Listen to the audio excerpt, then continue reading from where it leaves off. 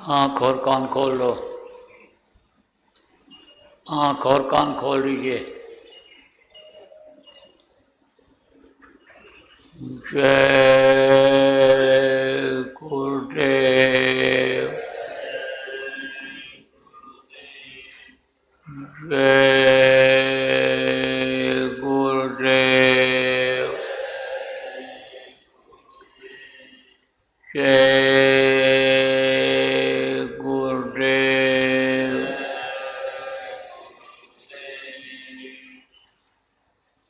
जय गुरुदेव। नाम किसका? जय गुरुदेव। नाम किसका? जय गुरुदेव। नाम किसका? प्रभु का पावन नाम। प्रभु का पावन नाम। जय गुरुदेव।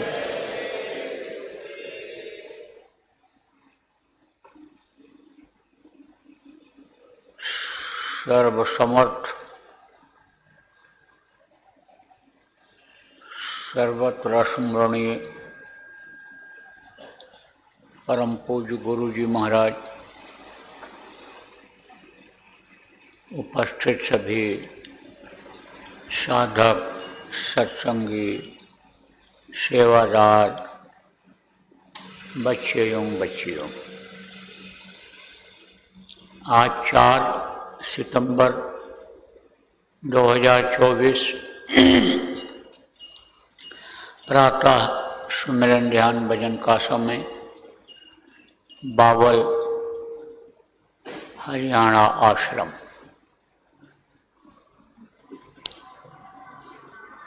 भारत धर्मपरायण देश सदैव से रहा है।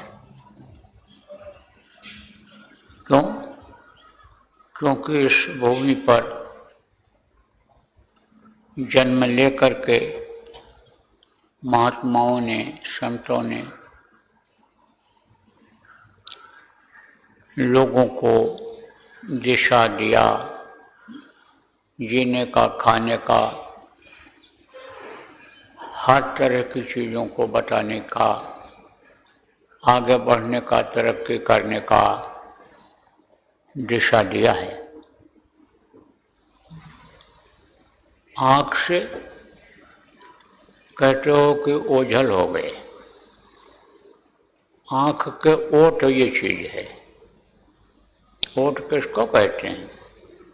जैसे हम आप सामने बैठे हैं, अब अगर ऐसे हाथ लगा लिया जाए, इस तरह से ऐसे लगा दिया जाए, तो आप हमको नहीं देख पाओगे और हम आपको नहीं देख पाएंगे इन चर्म चक्षुओं से। तो जो इन आँखों से चीज़ नहीं दिखाई पड़ती है, उसको कहते हैं ये ओट में है।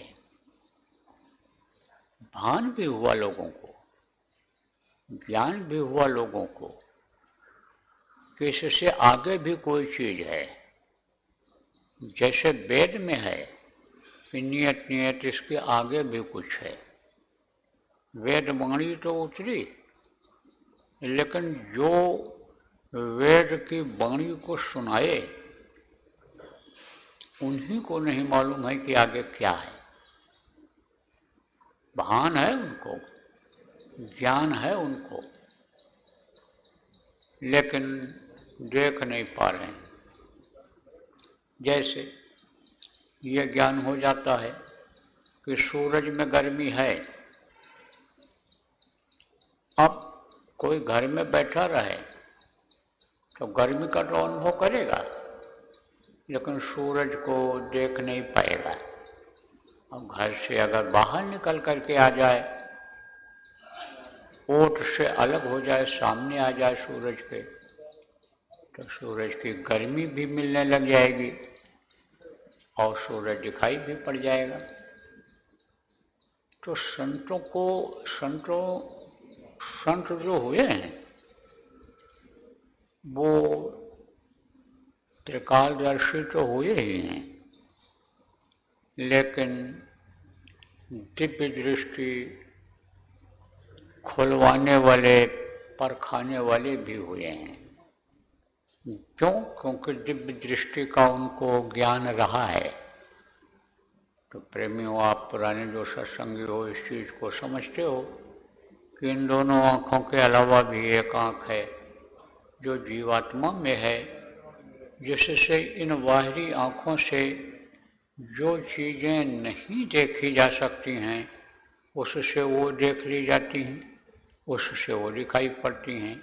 जो इन आँखों से ओठ में है वो चीज़ दिखाई पड़ जाती है। तो ऐसे दिव्य दृष्टि वाले बहुत से संत हुए हैं जिनकी खुली हुई थी और उन्होंने यानी पीछे का भी देखा, सामने का भी देखा और आने वाले समय को भी देखा, और इस मृत्युलोक की चीज़ों को तो देखा ही देखा, ऊपरी लोकों की चीज़ों को भी उन्होंने देखा। गहराई से हर चीज़ को उन्होंने जाना और समझा, क्योंकि गहराई में कोई चीज़ जो होती है वो ऊपर से जल्दी दिखाई नहीं पड़ती है। ऐसे ही संतों में गोस्वामी जी महाराज हुए हैं जिन्होंने रामचरितमानस लिखा था। रामचरितमानस में उन्होंने लिखा है, कर्म प्रधान विश्व रच राखा, जो जस कीन सो तस फल चाखा। कर्म के वश में सभी लोग हैं, जितने भी, चाहे महात्मा रहे हों, ऋषि मुनि रहे हों, चाहे राजा महाराजा, चाहे योगी रहे हों, चाहे अवतारिक शक्तियाँ रही हों, चाहे संत ही क्यों न रहे हों, लेकिन जो मनुष्य शरीर में थे वो सब कर्मों के घेरे में रहे हैं, और कर्मों के घेरे में ही उनको जो जीवन में तकलीफें आईं वो कर्मों के घेरे में ही आईं, भोगनी पड़ी उसको, चाहे अपने लिए हो और चाहे दूसरों के लिए हो। क्योंकि दूसरे की जमीन में अगर कीचड़ हो, आपकी जमीन सूखी ही हो लेकिन उसकी जमीन में कीचड़ हो और कीचड़ में कोई पड़ा हो आपको, तो जब कीचड़ में घुसोगे तो कीचड़ तो लगेगी लगेगी।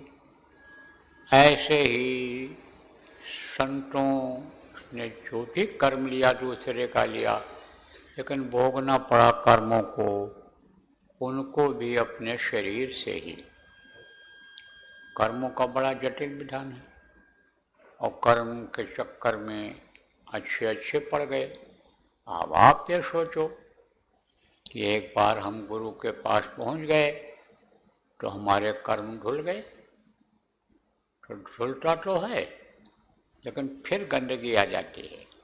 और धुलने में भी अगर वो ये देखते हैं कि भगत अन्य समय लो टिक नहीं पाएगा, तब धीरे धीरे धोते हैं। देखो लड़के को मैल जमती है, मैल जम जाती है, जब नहाता धोता नहीं है तो चमड़ी के ऊपर मैल जम जाती है, तब उसको एक बार अगर कस के रगड़ दो तो दूर भगेगा। फिर प्यार के लिए बुलाओगे तो भी नहीं आएगा, और धीरे धीरे रोज रोज धो तो साफ हो जाता है। तो एक दिन धो देने से सफाई नहीं होती है, बार बार धोना पड़ता है। अब अगर कोई ये सोच ले कि हम नहा लिए और हमारी मैल धुल गई, साफ हो गया, तो वो भूल और भ्रम में पड़ जाता है। देखो ब्रह्म, धुलाई हो गई, मान लो जैसे मैल जमा है हाथ में, पैर में अंदर जमा है, और नहा लिया, नहला दिया बच्चे को और कपड़ा पहना दिया, तो वो तो समझेगा कि हम साफ हो गए, लेकिन अंदर तो गंदगी रहेगी, मैल अंदर जमा रहेगा। मोटे तौर से आप ये समझो कि जैसे पानी होता है तो पानी के ऊपर मैल होती है और पानी के नीचे मैल होती है। तो ऊपर की मैल को क्या कहते हैं? काई कहते हैं उसको, कि ये काई जमा है। पानी उसमें नहीं दिखाई पड़ता है क्योंकि वो मैल ऊपर जमा रहती है। और एक मैल ऐसी होती है जो पानी के नीचे रहती है, जिसको आप कीचड़ कहते हो।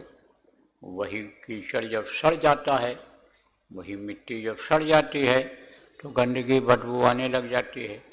उस तालाब के किनारे से निकलोगे, जहाँ की मिट्टी सड़ गई है तो बदबू आएगी।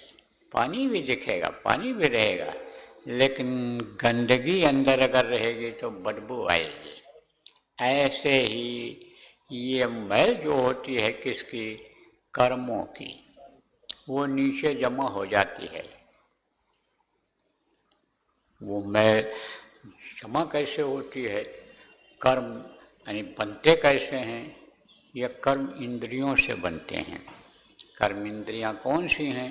यह मुंह है, आँख है, कान है, ये सब जो नीचे का सुराख है, इससे कर्म बन जाते हैं। तो वो जो कर्म बनते हैं, जो मानव को नहीं करना चाहिए, मनुष्य को नहीं करना चाहिए, वो जब कर डालता है तो वो कर्म अंदर में जमा हो जाता है। वो इन बाहरी आंखों से नहीं दिखाई पड़ता है। जैसे आदमी कर्म करते समय वो अपने को भूल जाता है कि हम क्या कर रहे हैं। ये ज्ञान अगर उसको नहीं हुआ, बुद्धि सही नहीं हुई, तो यही मन चित्त से अनुचिंतन नहीं करने देता है, मन करवा देता है, तो काम करते समय, कर्म करते समय आदमी उसी सुख में मशगूल रह जाता है, अनुभव नहीं कर पाता, तो वो कर्म जो है जमा हो जाते हैं। कहाँ जमा हो जाते हैं? अंतःकरण में जमा हो जाते हैं। तो जब सत्संग में जीव जाते हैं, तो कर्म उसमें कटते हैं, कर्मों की सफाई होती है। लेकिन जैसे आप सेवा करने के लिए यहाँ मंदिर में आए हो, अब यहाँ आपको कुछ सुनने को भी मिल जा रहा है और आपको सेवा भी मिल जा रही है। अब इससे आपके कर्म कटेंगे, तो आपके कर्म कटेंगे तो आपको हल्का महसूस होगा। घर पर जब थे आप लोग अपने को ही देखिए तो इतना सुकून, इतनी शांति नहीं महसूस करते थे। जो उनको तकलीफ बराबर बनी रहती थी, यहाँ थोड़ी राहत मिली तकलीफ़ों में तो आप अच्छा महसूस कर रहे हो। अब यहाँ से जब आप लौटोगे, यहाँ से जब आप जाओगे और ये समझ लोगे कि हम बिल्कुल निर्मल हो गए और हम बिल्कुल साफ हो गए और हम सेवा करके आए, हमारा मन अच्छा हो गया, भजन में भी हम बैठे, ध्यान में भी बैठे, रुकने लगा मन, थोड़ा अच्छा लगा अंदर में। लेकिन यहाँ से जाने के बाद जब आप भूल जाओगे उसको, किसको? ये परमार्थी सेवा भूल जाओगे। ये जो सेवा आप कर रहे हो, ये अपने लिए कम और दूसरों के लिए ज़्यादा कर रहे हो। कैसे? जैसे ये मंदिर बन रहा है, जब ये मृत्युलोक है तो जाना सबको है, हम आप भी चले जाएंगे, लेकिन गुरु की दया रही तो ये मंदिर रहेगा और यहाँ पर लोग आएंगे, बहुत से लोग आएंगे, बैठेंगे, ध्यान भजन करेंगे। आप ये समझो उसका लाभ मिलेगा कि नहीं मिलेगा? मिलेगा उसका लाभ। तो आप ये सोचो कि भाई हम सेवा करके आए, अब हम निर्मल हो गए, अब हम सेवा नहीं करेंगे, अब हम भजन समझो नहीं करेंगे, हम तो वहाँ करके आए, तब आप गफलत में हो जाओगे, आप भ्रम में पड़ जाओगे। आप समझो कि अगर आप इधर से हटोगे तो क्या होगा? फिर तो ये कर्म बनने लग जाएंगे, क्योंकि ये जो भोग इंद्रियां हैं ये सब आपको इंद्रियों के स्वाद में ही मस्त कर देंगे। जैसे कुछ समय पहले थे, गुरु के पास आने से पहले थे, उसी तरह से हो जाओगे और उसी तरह से कर्म करने लगोगे। कर्म करने लगोगे तो फिर वो इकट्ठा होने लगेगा, फिर इकट्ठा होने लगेगा। और जब फिर इकट्ठा होने लगेगा कर्म, अंतःकरण में इकट्ठा होने लगेगा, तो वही कर्म दुख देने लग जाएगा, वही कर्म तकलीफ देने लग जाएगा। और अगर सत्संग छोड़ दिया, गुरु पर से विश्वास कम कर दिया, गुरु के बताए रास्ते से अलग हो गए, तो समझो कि नरक की तरफ का भी दरवाजा खुल जाता है। तो गुरु जब देखते हैं कि हमारा जीव यह नरकों की तरफ जा रहा है, ये हमारा जीव, हमारा बेटा, हमारा अंश, ये हमारा हम जिसका हाथ पकड़े, जो हम हमारे पर विश्वास किया, ये नरकों की तरफ जा रहा है, तब गुरु क्या करते हैं? तब गुरु मैल को साफ करते हैं, मैल को साफ करते हैं। तो फिर से तार खींचते हैं, और तार खींचते हैं, फिर से बुलाते हैं, और फिर जैसे गंदा पानी हो, जैसे पानी गंदा पानी हो, मिट्टी मिला हुआ पानी हो, आता है, किसमें आता है? नलों में आता है।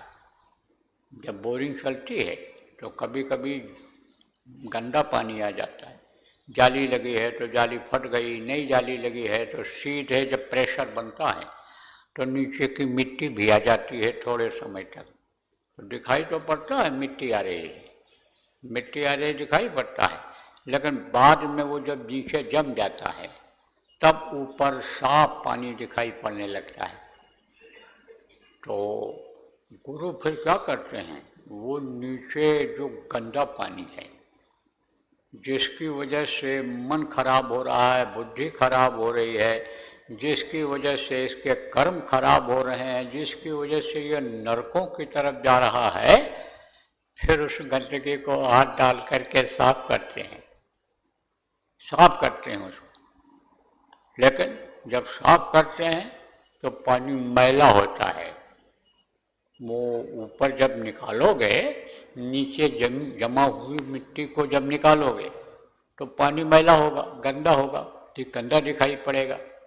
तो जब वो गंदा होता है तो आदमी यही समझ लेता है कि जैसे गंदा पानी कपड़े पर लग जाए, बालू मिला हुआ, मिट्टी मिला हुआ पानी कपड़े पर लग जाए तो थोड़ी देर के लिए वो गंदा दिखाई पड़ता है, लेकिन उसको बाद में ऐसे साफ कर दिया जाता है। तब भी साधक अभाव में आ जाता है, तब भी सेवादार अभाव में आ जाते हैं। तो कहने का मतलब यह है कि अभाव में तो कभी आना ही नहीं है, हिम्मत बांध करके रखना है। और प्रेमियों, एक रस रहना है। एक रस किसको कहते हैं? जैसे पहले भक्ति आती है, भक्ति भाव भादो नदी, देखो भक्ति एकदम उमड़ के आती है। जैसे भादों के महीने में नदियाँ उफान पर आ जाती हैं, भादो नदी उमड़ चली गहराए, समझो कि उमड़ पड़ती हैं ये। लेकिन सरिता वही सराही है जो जेठ मास ठहराए। जो भादों में नदी होती है और उफान फेंकती है, वो कम हो जाती है, पानी कम हो जाता है उसका। जैसे जैसे बरसात खत्म होता है, ठंडी आती है, पानी कम होता जाता है। लेकिन सरिता, सरिता माने क्या होता है? नदी होती है। सरिता वही सराहिए, उसी की सराहना करनी है, उसी की काबिलियत मानी जाती है कि जो बैसाख जेठ के गर्मी के महीने में बराबर पानी देती है। सरिता वही सराहिए जो जेठ मास ठहराए। जेठ के महीने में एकदम तालाब सूख जाते हैं, बहुत से ऐसे होते हैं जो सूख जाते हैं, लेकिन जिस नदी में पानी रहता है सराहना उसी की रहती है। कहते भाई उस नदी में पानी है, चलो वहाँ तो उसी का रहता है। इसी तरह से भाव और भक्ति में कमी नहीं लानी चाहिए। बराबर भाव और भक्ति बनाए रखना चाहिए। उम्मीद करना चाहिए, विश्वास करना चाहिए, जिसका हाथ हम पकड़े हैं, जिसको अपना हाथ पकड़ाए हैं, जिसको अपना पूज्य माने हैं, जिसको सब कुछ माने हैं, गुरु को, उनको नहीं भूलना चाहिए, उनको पकड़े रहना चाहिए, उनके बताए रास्ते पर चलते रहना चाहिए, कर्मों को काटने का उपाय करते रहना चाहिए, कर्म विहीन बन जाना चाहिए, कर्महीन बन जाना चाहिए। जब तक ये कर्म नहीं कटेंगे, शुभ और अशुभ, अच्छे बुरे कर्म नहीं कटेंगे, तब तक इस जीवात्मा का उद्धार कल्याण होने वाला नहीं है। जिसलिए यह मनुष्य शरीर मिला वो काम पूरा होने वाला नहीं है। जिसलिए हमने नामदान लिया, गुरु किया, वो काम पूरा होने वाला नहीं है। इसलिए विश्वास फलदायकम, विश्वास नहीं टिकाना चाहिए, डिगाना चाहिए। विश्वास टिकाना चाहिए, डिगाना नहीं चाहिए, विश्वास रखना चाहिए। हमेशा आशा आदमी को बड़ी बनानी चाहिए, उम्मीद बड़ी बनानी चाहिए।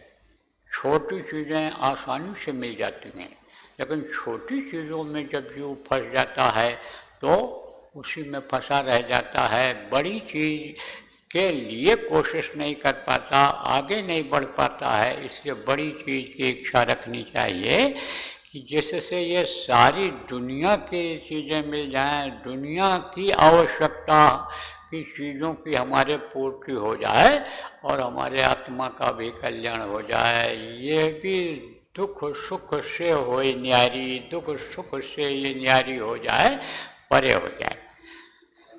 तो बोलो जय गुरुदेव। तो आपका ध्यान भजन का समय आगे समाप्त हो गया।